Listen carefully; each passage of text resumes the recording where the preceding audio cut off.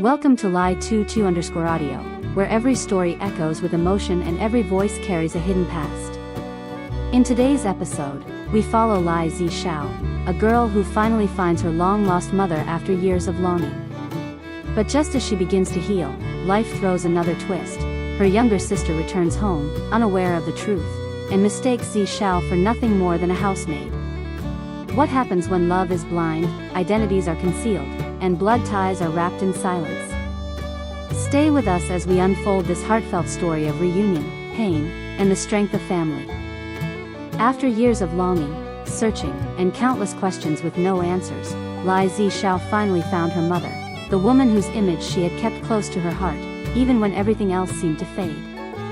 And now, that image became real.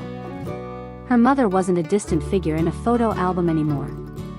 She was there, standing right in front of her, eyes filled with tears, arms trembling as she reached out to embrace the daughter she had lost for 2 decades. That first embrace said everything words couldn't. Zishao had dreamed of this moment countless times, but nothing could have prepared her for the overwhelming wave of emotions that surged through her as she whispered, "I'm home, Mom." From that day on, they lived together. A small, modest house behind Zishao's bakery became their shared sanctuary, a place filled not with luxury, but with warmth and second chances. Every morning, Zishao woke up early to begin baking, and her mother would quietly help her prepare the kitchen, boil water, clean the floors, and sometimes, just sit and watch her daughter with eyes full of wonder and pride.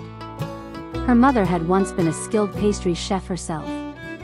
Now, those hands, weathered with time but still graceful, began to move once again, gently kneading dough, piping cream, tasting fillings. Zishao watched her with admiration. "You still remember how to do all this?" she asked once, half joking. Her mother laughed, brushing flour from her fingers. "Of course. Some things stay in your hands, even when life takes everything else away." The two of them worked side by side, perfecting recipes and experimenting with new flavors. Some days they failed. Their chocolate would be too bitter, or their dough wouldn't rise just right. But those moments never discouraged them. If anything, they laughed even more. Burnt cookies and cracked cakes became funny stories they told their regular customers, who now flocked to the little bakery, charmed by the sight of the mother-daughter duo who looked so much alike. People began to notice. "She must be your mother," one customer said while pointing at the older woman at the counter. Zishao smiled, her eyes lighting up. "Yes, she is," she replied softly. The days grew slower, quieter, but somehow richer with her mother by her side. For Lai Zishao, it felt like she was finally living the life she had been chasing all those years, one that was soft and steady, not marked by chaos or heartbreak, but by ordinary things, the smell of warm bread, the creak of floorboards, the rhythm of two people learning to share space and time again. Every night after the bakery closed, they would eat dinner together at the small wooden table in the kitchen. Her mother would always make soup, clear broth with vegetables, like she used to make when Zishao was a child, though neither of them ever brought up the past in those exact words. The silence between them wasn't empty. It was gentle, respectful. Each was giving the other space to breathe. Sometimes, when the mood was light and the evening quiet, her mother would tell stories, fragments of the years they had spent apart. One winter, she began one night, "I stayed in a tiny room on the edge of the city. I used to pass by a bakery every morning, just to smell the bread. It reminded me of you." Her voice cracked slightly, but she didn't stop. "I didn't dare go in. I was too ashamed. I kept wondering where you were, if you had enough to eat, if someone held your hand when you were sick." Zishao looked up from her bowl. Her chest tightened, but she said nothing. She simply reached out and gently covered her mother's hand with her own. "It wasn't your fault," she whispered. Her mother didn't reply, but a tear slipped down her cheek.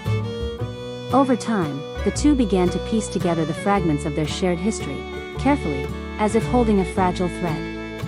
It wasn't always easy. There were moments when silence became too loud, when Zishao couldn't help but wonder why her mother hadn't found her sooner. But then she would catch a glimpse of her mother folding clothes quietly, or wiping her glasses with tired fingers, and the bitterness would fade. Their bond didn't rebuild through grand confessions or sudden forgiveness. It grew through daily rituals, cutting vegetables side by side, rearranging the photo frames in the living room, folding dough, arguing playfully about sugar ratios. These tiny, seemingly meaningless moments became the foundation of something far more profound: acceptance. One morning, Zi Xiao found a small wooden box buried in the bottom drawer of the old wardrobe her mother used. Inside were several carefully folded letters, some stained, others never sent. The ink had faded, but the words were still legible. Each letter began with the same line: "To my daughter, wherever you are." Zi Xiao read them in silence, tears slipping down her cheeks. She didn't mention them that day. She simply returned the box to where she found it and hugged her mother a little longer than usual that evening. Just when life had begun to feel peaceful, a new ripple spread across the calm surface of Lai Zixiao's days. It started with a suitcase at the doorstep and a voice that echoed too brightly for the quiet home. "I'm home."